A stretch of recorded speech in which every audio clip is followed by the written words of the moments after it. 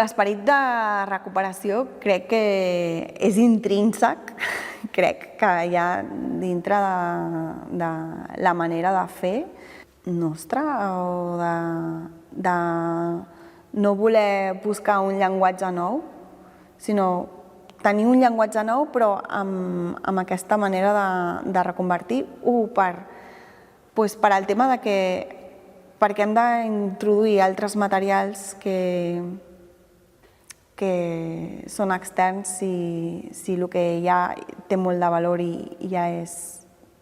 fàcilment reutilitzable. Dos, perquè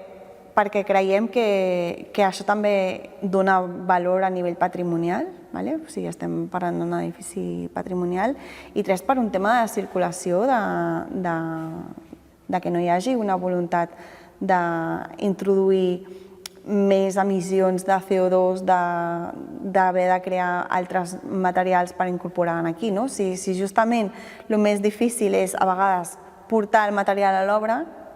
intentem treballar amb el material que tenim a l'obra per